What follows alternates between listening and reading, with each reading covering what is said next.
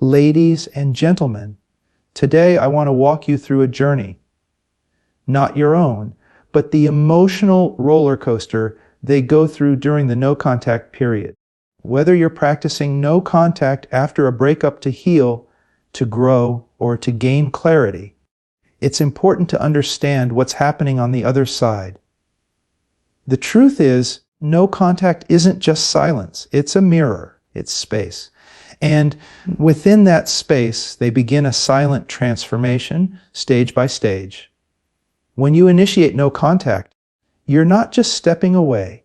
You're initiating a powerful psychological and emotional reaction in the person on the receiving end. Whether they ended the relationship or you did, the sudden absence of communication disrupts the emotional routine both of you were used to.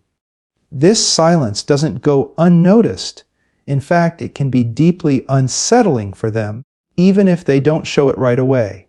In many relationships, especially ones with emotional intensity or strong attachment bonds, people get accustomed to a constant flow of interaction.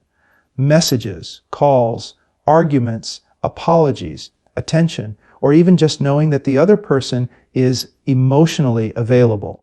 When no contact begins, that emotional feedback loop is abruptly broken. This interruption sends their mind into overdrive.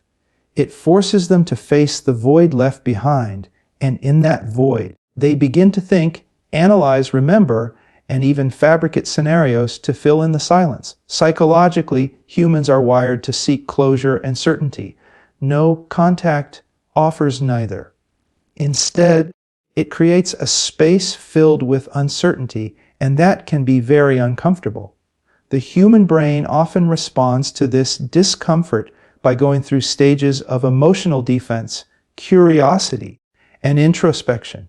They might rationalize the breakup at first, convincing themselves it was for the best. But the silence eventually pulls them into deeper levels of self-reflection. Without access to your emotions, your life updates, or your reactions, their mind fills the gaps. They wonder what you're thinking, what you're feeling, and whether you're hurting, healing, or moving on. This process often stirs unresolved emotions from guilt and regret to longing and confusion.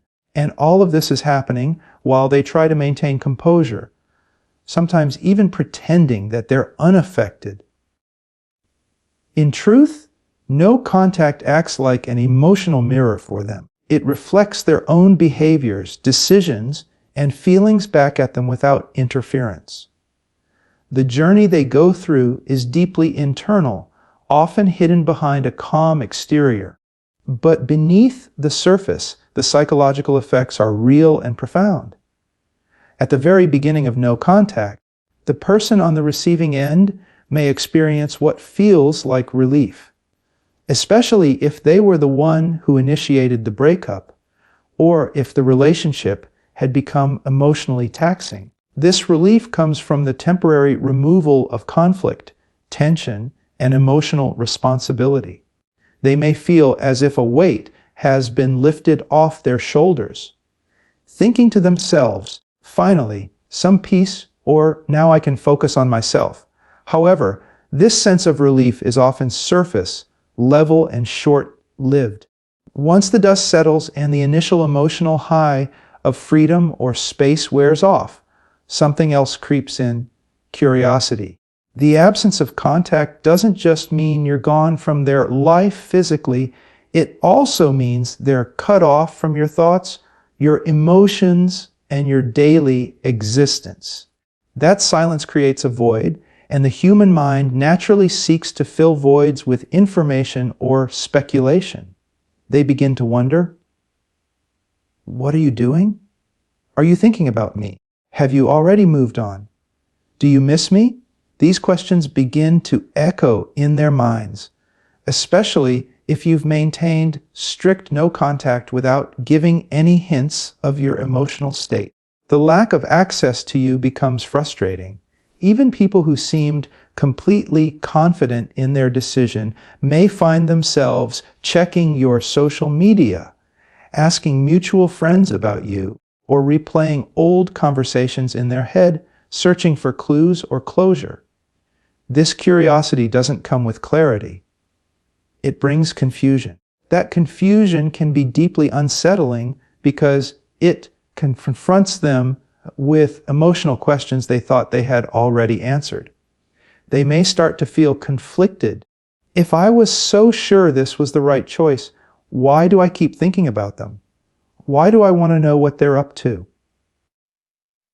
The more they think about you in your absence, the more emotionally activated they become, not necessarily because they regret the breakup yet, but because their emotional control is starting to waver.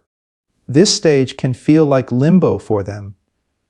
They aren't reaching out, but they're no longer at peace with the silence. They're caught between the relief of having space and the anxiety of not knowing what's happening with you.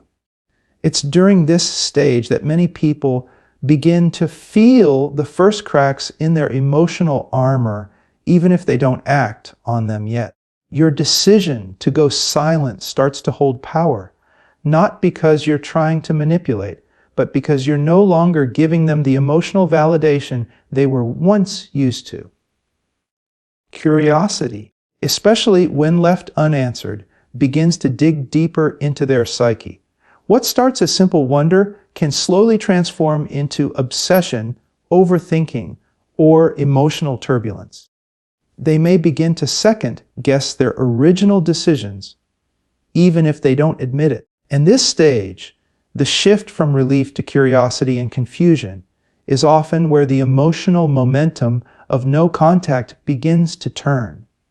As the no contact period continues, the silence that once felt like a mutual break or even a win for them begins to sting, not necessarily on an emotional level at first, but on an egoic one. This stage is where things start to get personal. Their ego, which thrives on validation, attention, and a sense of control, starts to feel threatened. You see, when you don't reach out, don't react, and don't respond, you're doing something that challenges one of the deepest parts of the human psyche, the need to feel important in someone else's life. Whether they were the one to leave or not, they likely assumed that you'd still be emotionally available, still chasing closure, or at least trying to stay in touch. But when you go silent and stay silent, you upset that expectation. You disturb the familiar dynamic where they were in control of the emotional balance. Suddenly, questions start to rise. Why aren't they calling me? Why haven't they texted? Don't they miss me? How can they move on so easily? These thoughts aren't just rooted in missing you, they're rooted in ego injury. It's not necessarily about love in this phase. It's about perceived significance. Your silence makes them question how much influence they truly had over you, and if their self-worth was tied to how much you needed or wanted them. This can be a jarring experience. This ego confrontation can manifest in subtle ways. They might start posting more on social media, hoping you'll see them looking happy or successful. They may engage in indirect communication, liking old photos, watching your stories, or even trying to make you jealous. All of these are attempts to reassert their presence in your mind, to feel in control again, and to test whether they still matter to you. But as time passes with no response from your end, these ego-based actions begin to wear thin. Eventually, they're left alone with the uncomfortable truth. They're no longer getting their emotional needs met through you. And that's when self-reflection begins. This self-reflection can be painful. It requires them to look at their behavior, their choices, and the possibility that they overestimated their value in your life or underestimated your strength. For some, this stage becomes a humbling experience. They start to replay the relationship in their minds, wondering where things went wrong and whether they played a bigger role in the breakdown than they originally admitted. The silence you maintain becomes a mirror, and the longer it remains unbroken, the more clearly they begin to see themselves, not just the version they projected to you, but the raw, unfiltered self that surfaces in solitude. It's important to understand that this stage can also be emotionally volatile for them. The ego doesn't like to be challenged. It wants control, validation, and affirmation. So when those things are denied, it reacts, sometimes with anger, sometimes with sadness, and often with a renewed desire to break the silence just to prove that they can. But underneath that reaction is a deeper process unfolding, one that's pushing them to finally look inward. At this point in the no-contact timeline, after the initial wave of relief has faded and their ego has been unsettled by your silence, something more emotionally significant begins to emerge: doubt. This is where the questions that have been brewing in the background begin to take center stage in their mind. The quiet no longer feels like space. It starts to feel like distance. And that distance breeds uncertainty. They begin to ask themselves, did I do the right thing by ending this? Was the relationship really that bad? Could things have been different if I had tried harder? These questions are rarely clear-cut because the emotional lens through which they now view the relationship has changed. Time and silence create a mental and emotional contrast. They're no longer caught in the day-to-day friction or stress of the relationship. Instead, they are left with flashes of emotion, snapshots of moments. And in many cases, those moments start to skew more positively as time goes on. This is a classic psychological phenomenon.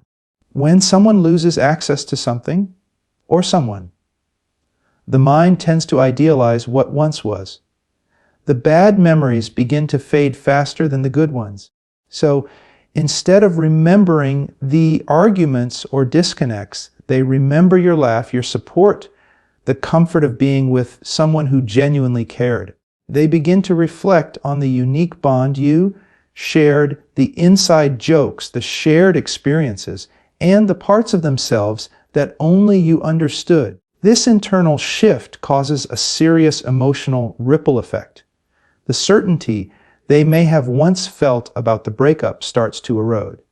Doubt seeps in, not just about the decision itself, but about who they were when they made it. Was I acting out of pride? Did I give up too soon? Was I trying to hurt them? Or was I really ready to let go?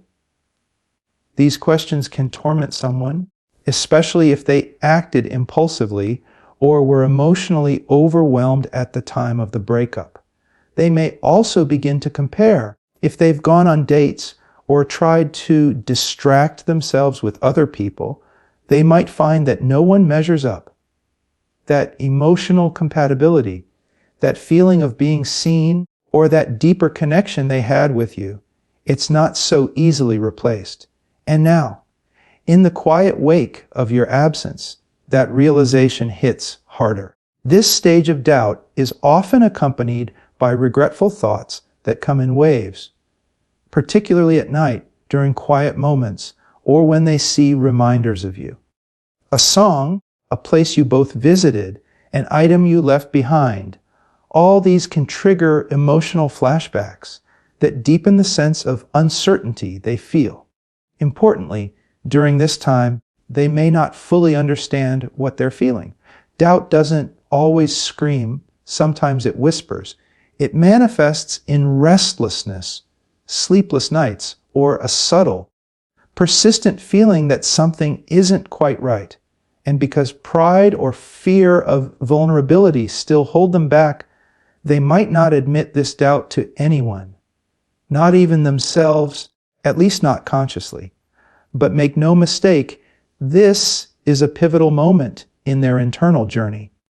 Doubt marks the beginning of emotional openness. It signals that their rigid mindset is beginning to soften.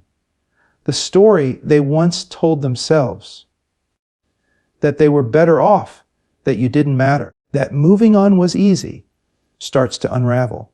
In its place, a new narrative starts to take shape, one that includes a critical, often painful question. Did I let go of something real? Did I make a mistake that I can't undo? As the no-contact period stretches further and they've spent time wrestling with doubt, regret, and ego, a new emotional experience begins to take over: nostalgia. This stage often creeps in slowly, like a subtle breeze, but it becomes incredibly powerful. It's when the floodgates of memory begin to open, and they start to truly feel the absence of you, not just notice it. In the beginning, their mind may have been clouded by frustration, pride, or denial. But as time softens the raw intensity of the breakup, it also shifts their emotional filter. The longer they go without hearing your voice, seeing your face, or having access to your thoughts, the more they start to reflect not just on the relationship, but on the meaning of the relationship.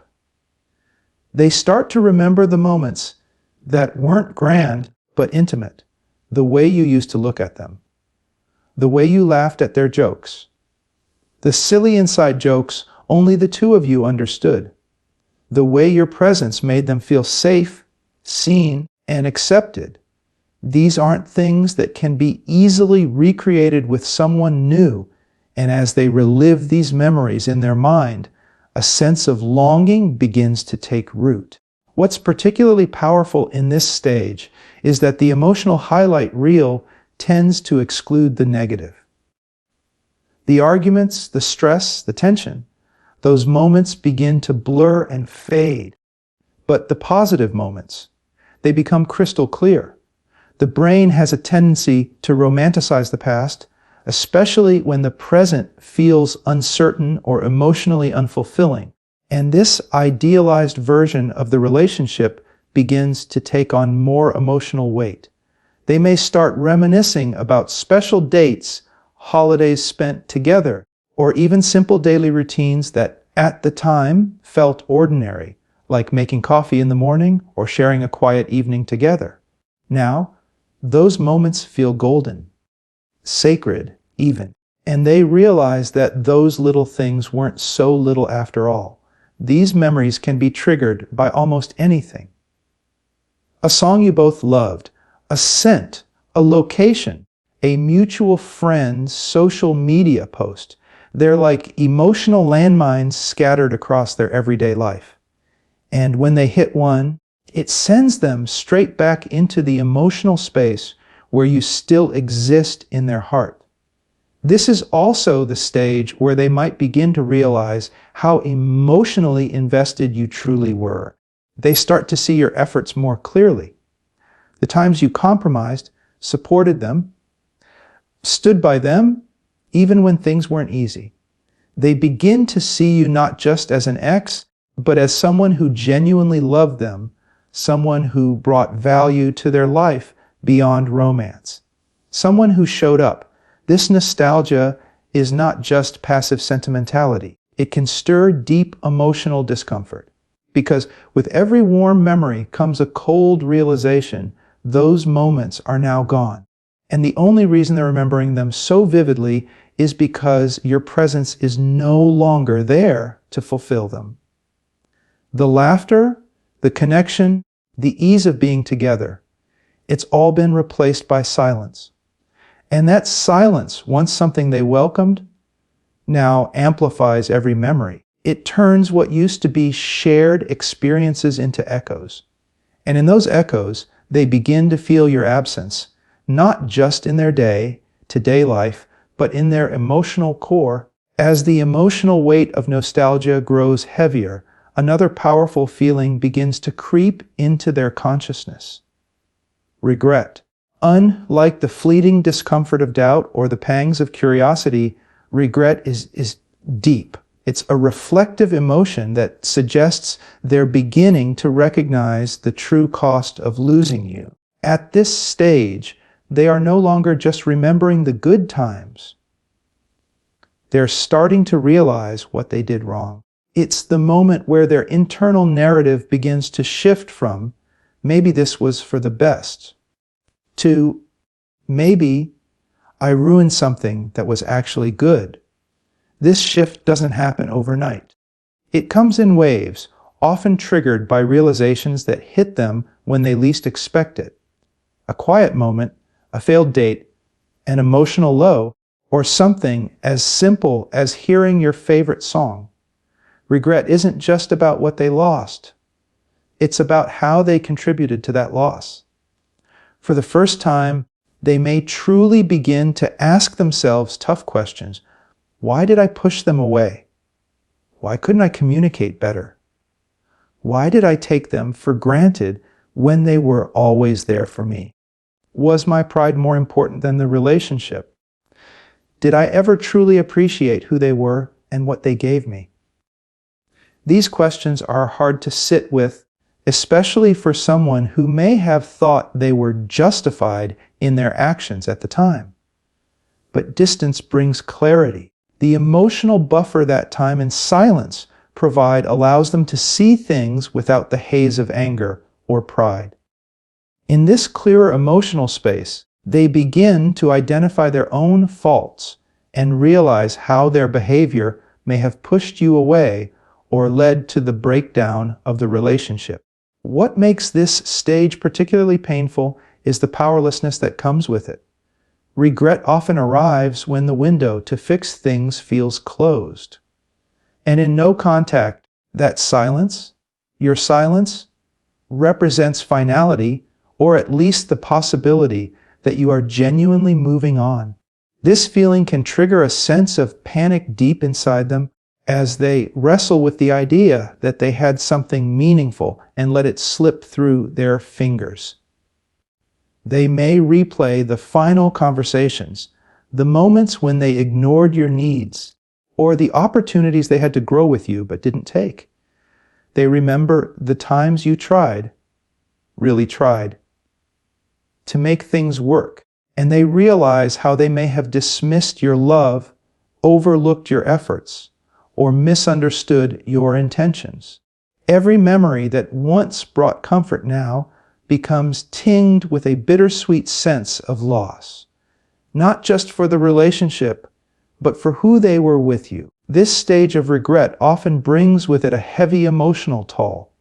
Feelings of guilt, sadness, longing, and even shame may surface. They may begin to see you through new eyes, not as the ex they once chose to leave or disconnect from, but as a person of deep value who had genuine love for them. And perhaps the most painful part of all is the thought, I didn't realize what I had until it was gone. This realization can trigger a deep internal conflict. Part of them may want to reach out immediately to fix things, to apologize, but another part may hold back, unsure if it's too late or afraid to be vulnerable. And so they sit in the heaviness of their regret, a regret that grows stronger the more they understand what they truly lost. As the emotional journey through no contact deepens, and they've faced the stages of doubt, reflection, nostalgia, and regret, and especially unsettling fear begins to set in. The fear of being replaced. This isn't just about jealousy or insecurity, it's a deeply primal reaction to the realization that your life might now be continuing and even flourishing without them. In the earlier stages of no contact, they might have believed they had time to think, to feel, to process. Maybe they assumed that you were waiting, hurting, hoping for a reconciliation. But as the silence continues, and especially if you've been carrying yourself with grace, self-respect, and strength, that illusion starts to crumble. Now they start to seriously consider, what if I lost them for good? What if they're already moving on? This thought becomes obsessive. The more they try to suppress it, the louder it grows. They begin to imagine you with someone else. Someone who's making you laugh, who sees your worth, who is giving you all the love and attention they failed to offer, even if they were the one who walked away. The idea of you being emotionally or physically close to someone else stings in ways they didn't expect. Suddenly, they feel replaced, forgotten, and emotionally displaced from the world they once shared with you. What's powerful about this stage is that it can completely destabilize their emotional balance. That quiet confidence they might have had at the beginning of no contact, the belief that you'd come back or that they could take their time, is now replaced by panic. Panic that someone else is doing what they didn't. Panic that someone else is now witnessing your growth, your joy, your heart. And the kicker, you're no longer giving them any insight into your life. You've gone silent. That unknown is terrifying. Even if you haven't moved on, even if you're still healing, the mere possibility that you could or will is enough to torment them. They begin overanalyzing everything. Are they seeing someone new? Why haven't they reached out? What if someone else is making them happy now? How could they be so strong without me? Did I matter as much to them as they did to me? These questions fuel a narrative in their mind that often leads to jealousy, insecurity, and emotional volatility. They may start looking at your online presence for clues. They may feel triggered by a photo, a status update, or even the lack of any updates. Sometimes, in desperation, they might even reach out to mutual friends or try to subtly find out what's going on in your life. Not because they genuinely want a conversation, but because the not knowing is unbearable. This stage can be particularly intense because it blends the pain of regret with the fear of loss and the sting of jealousy. It forces them to confront the possibility that you are not just absent, but that you may no longer need them, miss them, or even want them back. That's a hard pill to swallow, especially for someone who might have believed that you would always be emotionally available. And here's what makes it even more powerful: if you've been growing, glowing, and healing during no contact, working on yourself, embracing peace, finding happiness, then you're indirectly showing them what they could have had, but no longer do. Your silence, paired with your progress, becomes a loud statement: I am no longer waiting. By the time they reach this stage in the no-contact journey, the emotional weight of everything they've been feeling begins to push them closer to action. The longing has intensified, the memories have become more vivid, the regret more painful, and the fear of losing you or being replaced feels almost unbearable. On the surface, it may seem like the natural next step would be to reach out, to send that message, make that call, or finally break the silence. But they don't. Why? Because pride and fear have now become their fiercest internal adversaries. This is the stage of emotional paralysis, where two powerful forces within them are pulling in opposite directions, creating a constant war in their mind and heart. On one hand, there's the desire to reach out. It feels urgent and heavy, almost like a scream within their chest that won't quiet down. They miss you, not just in a casual or nostalgic way, but with a depth that's hard to explain even to themselves. They think about what they'd say if they could. They might even type out messages and then delete them. They look at your name in their phone. They replay past conversations. They go to the edge of breaking the silence and then retreat. Because just as strong as the desire to reconnect is the fear of what might happen if they do. What if you've truly moved on? What if you don't respond at all? Or worse, what if you respond, but coldly, indifferently, as if they're just a stranger from the past? That fear of rejection is terrifying, especially when they're already in a vulnerable emotional state. It threatens their ego, yes, but it also threatens their heart. And then there's pride. Pride whispers things like, you can't be the one to reach out first. What if they think you're weak? They left too. Why should you be the one to chase? If they cared, they would have called you by now. Pride convinces them to stay silent, to pretend they're fine, to act like you don't matter, to save face rather than speak from the heart. It feeds off of fear, shame, and the deeply rooted belief that vulnerability equals weakness. For many, especially those who have difficulty expressing emotions or who have built their identity around being strong and unbothered, admitting they miss someone is almost impossible. But the paradox is this: the longer they stay silent, the worse the internal battle becomes. Every day that passes without communication only increases the emotional pressure. They want relief, but they're afraid of what it might cost them. They crave connection, but their pride and fear keep building walls around their heart. So they become stuck, paralyzed, caught between the truth of how they feel and the terror of what reaching out might lead to. And this internal tug of war can be emotionally exhausting. It can lead to mood swings, sudden bouts of sadness or anger, and moments of impulsivity that they later regret. Sometimes they might act out in passive ways, watching your stories, liking old posts, asking mutual friends about you, all as a way to feel connected without risking rejection.